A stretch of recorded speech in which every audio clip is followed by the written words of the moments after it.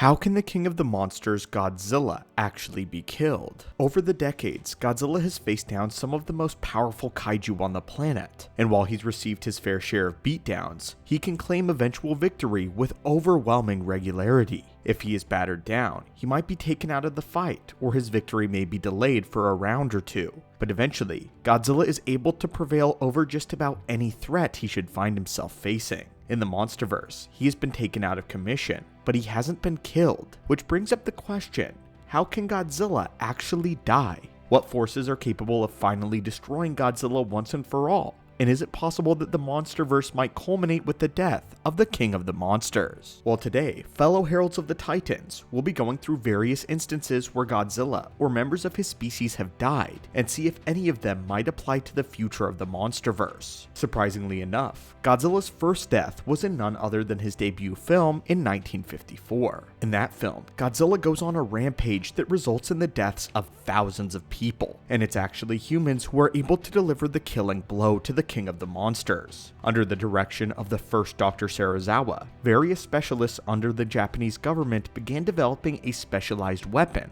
one aimed against Godzilla specifically.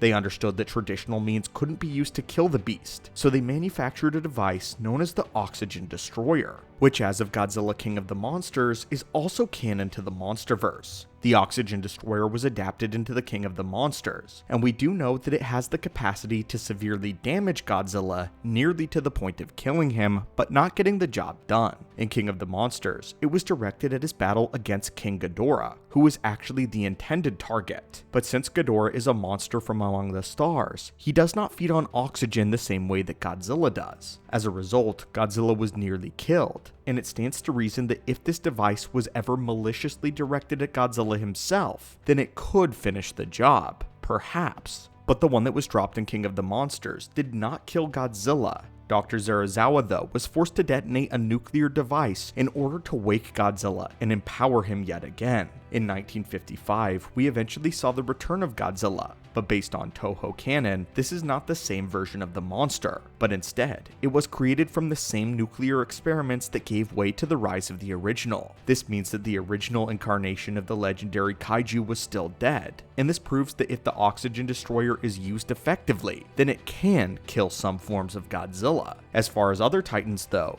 is there anyone that could potentially stand a chance at dethroning Godzilla? In the Monsterverse, we actually know of one specific titan who is particularly dangerous to the King of the Monsters, and that of course is the mutos. Godzilla has had a run-in with several of these beasts before throughout his timeline, but they display an ability that no other titan seems to. With creatures like Ghidorah, Kong, or other titans, they would have to incapacitate Godzilla through sheer brute force, and then deliver the killing blow. But the mutos don't have this limitation. They are able to implant their larvae into living creatures, especially creatures saturated with high levels of radiation. These eggs then gestate and grow before eventually hatching from the inside out, and the new mutos claw their way out of the afflicted Gojira without the Gojira being able to do anything about it. We saw this in particular with Dagon, one of the friendlier Gojira that lived during the height of the Titan Age. Dagon came into conflict with Muto Prime, and although he was able to survive the encounter, the eggs within him sealed his fate. Dagon fled and hid away in a cave where he would eventually die from the cancerous parasites, not only losing his own life, but giving way to more mutos in the process. Godzilla himself has only narrowly avoided this fate as well, and his battle with the Muto Prime wore him down to the point where he was almost a victim of this himself. As far as titans that we've already seen in action,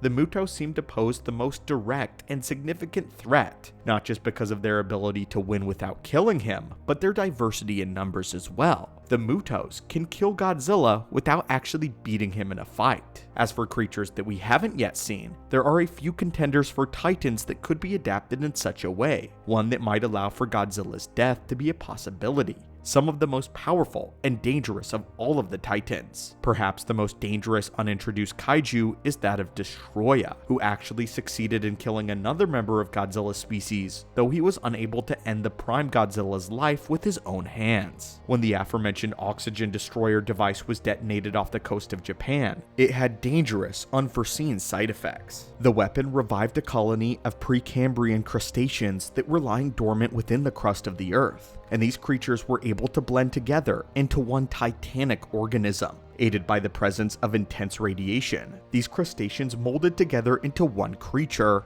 known as Destoroyah.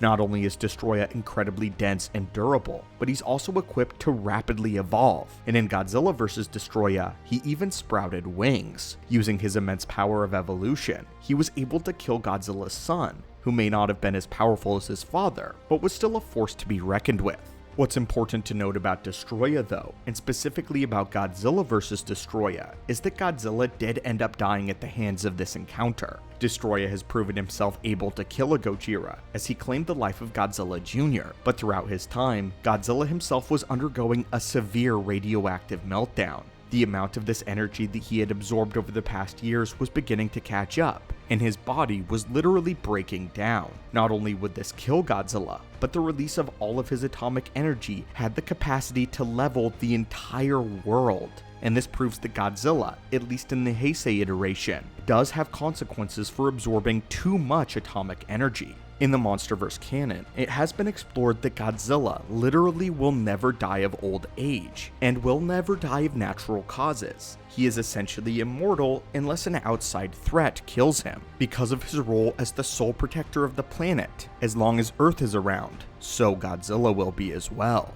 With that said though, we don't know if this Godzilla can be overloaded with radiation like other iterations can. This is even more important when we talk about the potential consequences of Godzilla's new pink form. We've speculated before that this energy may be incredibly dangerous for a number of reasons, including its potential to erode Godzilla's mental stability. If it can chip away at his brain, then it's theoretically possible that his body may be next. Even if it's not in the New Empire, but later in the Monsterverse chronology, this could be dangerous for the King of the Monsters. Right now, we know of several ways that different Gojira can be killed, and we've seen Godzilla on the ropes a few times, but as far as how Godzilla may eventually die, we will have to wait and see, as the death of a Gojira in any continuity is extremely rare, but it has been done before. But anyway, my friends, what other forces do you think are capable of killing Godzilla? And do you think we'll ever be introduced to a Titan capable of finishing the job? Will it be Destoroyah, Space Godzilla, Kong, or perhaps someone else that will finally be able to bring an end to the King of the Monsters?